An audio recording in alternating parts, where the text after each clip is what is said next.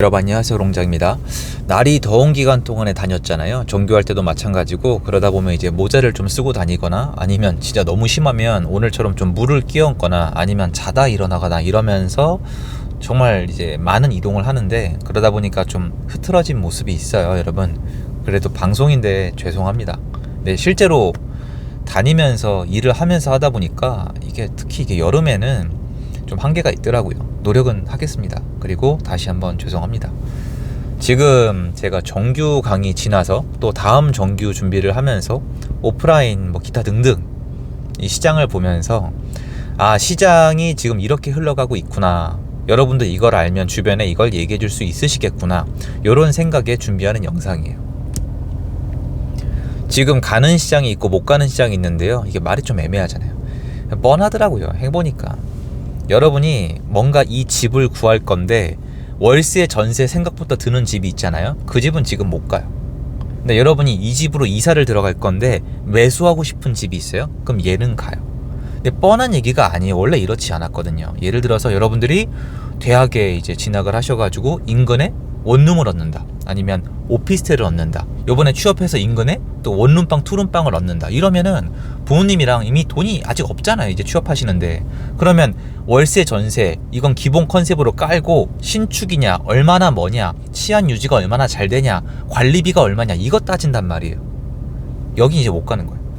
근데 여러분들이 집이 좀 잘 사시는데 부모님이 좀 도와주시거나, 내가 고액 연봉자인데 집을 구하는데 대상지가 잠실, 반포 이런데요, 마포, 송동구 이러면은 여기는 월세 전세가 일단 아니에요.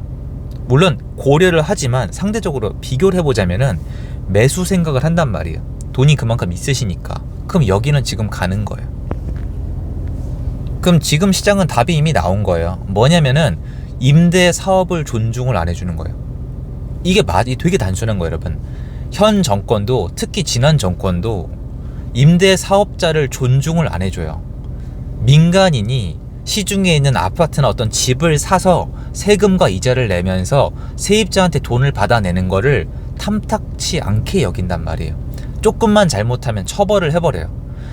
전세 사기, 물론 이제 진짜 사기 치신 분들은 엄벌을 받아야 되겠지만, 개인 간의 계약인데 국가가 나설 정도로 임대인을 혹독하게 다루고 있어요.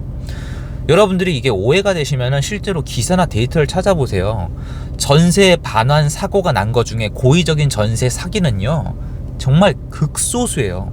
근데 지금 주변에 나가서 물어보세요. 한 절반은 전세 사기인 줄 알 거예요. 그럼 임대인들이 무서워서 어떻게 임대 사업을 하겠습니까? 근데 지금 이걸 정부 비판을 하고 세상 비판을 하자는 게 아니에요. 제가 임차인 분들은 임대인들이 있어야만 존재할 수 있다는 사실은 많이 말씀을 드렸고, 임차인 분들도 그거 알아요. 아는데 문제는 지금 시장이 흘러가는 방향에 대해서 우리가 알아야 된다는 거예요. 여러분들이 지금 시장을 보시면은 월세나 전세를 받기 위한 이런 이 물건들 있잖아요. 이런 부동산들은 매수를 할 수가 없어요. 매수를 하게 되면은, 이거 예전에 미국에서 있었던 일은, 미국이 옛날에 월세를 개입을 하다가 주택 공급에 문제가 생겨서 더 이상 규제를 안 해요.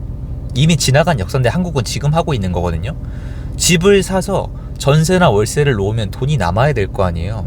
근데 부동산으로 전세나 월세를 놓아서 시세 차익이나 월세 수입을 올리는 거에 대해서 죄악시를 하다 보니까, 이게 국민들의 어떤 인기를 얻기 위해서 하다가 선을 넘어서 이제는 수입이 안 나요. 이게 지금 왜 의견이 다르냐면은, 1가구 1주택자가 임대사업을 하잖아요. 그럼 수입이 나와요, 여러분. 근데 주택이 3개가 넘어가는 분이 다주택자 규제를 등에 업고, 취득세랑 양도세 다 등에 업고, 아니면 그 양도세 중과 유예잖아요, 지금. 이거를 등에 업고 계산을 하면요, 적자가 나옵니다. 그 와중에 이런 전체적인 판이 흔들리면서 시세가 하락하기 때문에 더더욱 마이너스가 떠요. 그럼 임대 사업을 할 수가 없단 말이에요. 그러면 결론이 어떻게 나냐면, 임대 사업을 하는 사람은 계속 줄어들어요. 그리고 신규 공급이 멈춰요. 근데 오늘 제가 말하고 싶은 주제는 그게 아니에요. 뭐냐면, 여러분들이 많이 오해하시는 것 같아서 그래요. 임대 사업 할 사람은 줄어들 거예요. 지금도 줄어들고 있는데, 이게 저는 감히 말씀드리건데 제 뇌피셜이 아니라 할 수가 없어요. 망할 거 뻔히 알고 가게를 여는 자영업자는 없어요. 여러분이 일하면은 월급을 못 받을 게 뻔해요. 그런데 그 취업하는 사람이 어디 있어요? 지금 임대 사업판이 그렇게 돌아갑니다, 여러분. 정말로 임대 사업을 해서 전세를 받든 월세를 받든 뭔가 수익이 날 거란 뭔가 이 생각이 잘 안 들어요. 특히 다주택자면 더더욱 어렵거든요. 그러면 당연히 유입되는 사람도 있겠죠. 독특한 생각을 가지고. 그리고 시장을 또 다르게 생각하는 분들도 계실 텐데, 전반적으로 임대 사업을 하려는 사람들은 줄어들고 있단 말이에요. 이 줄어드는 과정이 시세 하락으로 나타나는 거예요. 이 사람들이 줄어드는 과정은 뭐예요? 급매, 급전세, 이거를 뱉어낸 시장이 지난 2년간의 시장이에요. 그리고 이분들이 아직도 남아있어요. 이분들이 남아있는 시장이 아직도 하락하고 있는 시장이에요. 급매가 아직도 나오거든요. 지방시장에 많아요. 한번 가서 물어보시면은 다주택자에서 지방에 여러 채 하셨는데 종부세에 압사당하는 거예요. 그리고 세입자가 잘 안 구해져요. 전세 수요조차도 줄어났잖아요. 전세 사기 이런 거 가지고 답이 없어요. 아직 이분들의 공포의 시장은 끝나지 않았단 말이에요. 근데 문제는 큰 그림, 앞으로의 시장을 좀 같이 좀 보자는 거예요. 여러분, 임대인이 있어야 임차인이 있는 건 여러분 다 인정하시잖아요.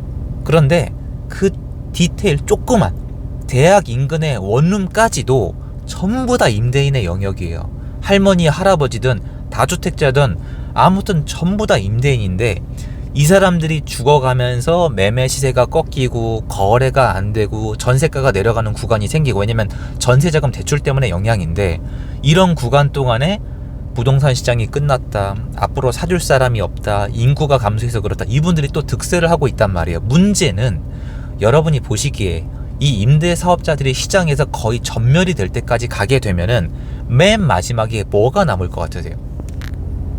그럼 많은 분들은 이렇게 생각을 하실 거예요. 그렇게 따지면 임대 사업자들이 결국 망할 테니까 네가 말한 것처럼 급매가 계속 나오고 급전세가 계속 나오고 시장이 끝나겠네. 그렇게 되지가 않는단 말이에요. 그렇게 끝나는 게 아니라 미국의 할렘가처럼 도시가 이렇게 임대 사업자들이 버린 매물이 남아가는 거예요. 뭐냐면은, 자, 임대 사업하는 분이 지금은 살기 위해서 급매를 내나요? 살아남기 위해서 급전세를 내나요? 이것까진 좋은데, 이것도 안 되는 분들은 지금 어떻게 됐죠? 경매로 넘어갔죠. 경매로 넘어갔으면 경매가 낙찰이 돼야 돼요. 근데 빌라 시장의 일부 지금 빌라들은 낙찰이 안 돼요. 왜? 이걸 낙찰받으면 내가 또 임대인이 돼야 되거든요.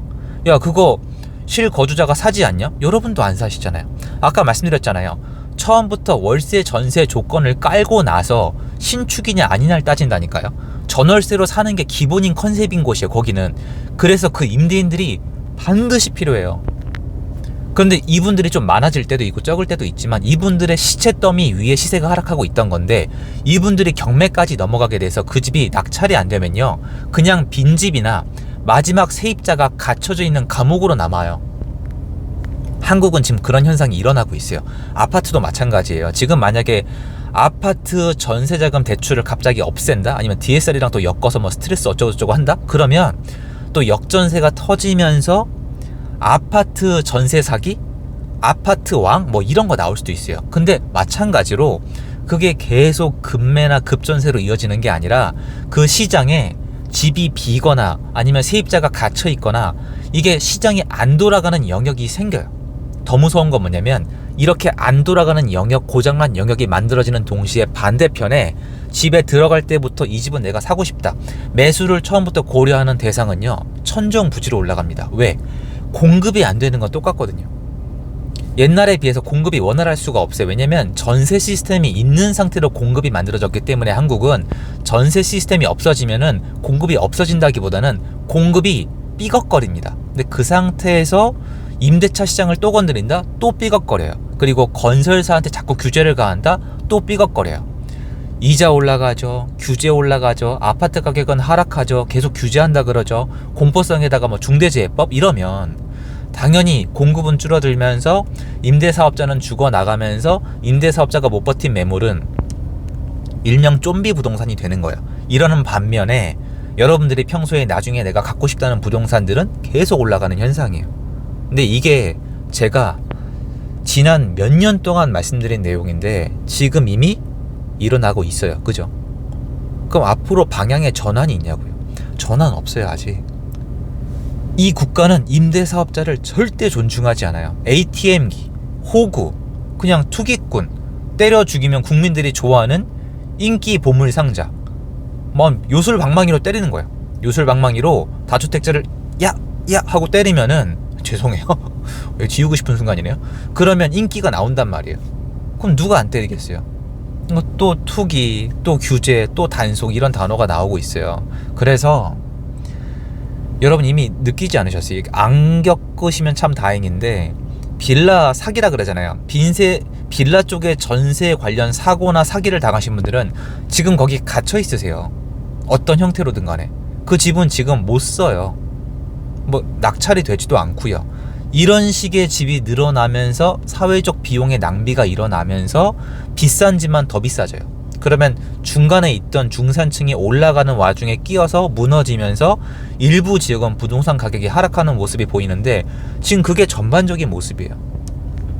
여러분들이 조금이라도 집을 사고 싶다, 수도권이 그렇잖아요. 그런 곳들은 순차적으로 그 매도인과 매수인 간의 그 숫자와 힘의 격차의 차이에 의해서 지금 시장이 차츰차츰 이렇게 움직이고 있는 거거든요. 그러니까 눈에 확 튀는 게, 강남 3구는 잘 가요. 그런데 뭐 노도강, 의정부, 양주처럼 이게 임차 수요가 좀 많은 곳, 내 집 마련보다는 좀 일단 임차로 살아보자는 곳들은, 빌라도 마찬가지고 오피스텔, 생숙 다 마찬가지인데 여긴 못 가요. 왜 그렇겠어요? 근데 우리는 이제 큰 그림을 봐야 돼요. 이게 앞으로 해결이 될 거냐고요. 저는 해결이 될 거라고 보는 사람이에요. 왜냐면 국가가 제정신이면 이걸 해결을 해야 되는데 아직은 안 보인다는 거죠. 항상 마음 한켠에 이걸 놓고 가셔야 돼요.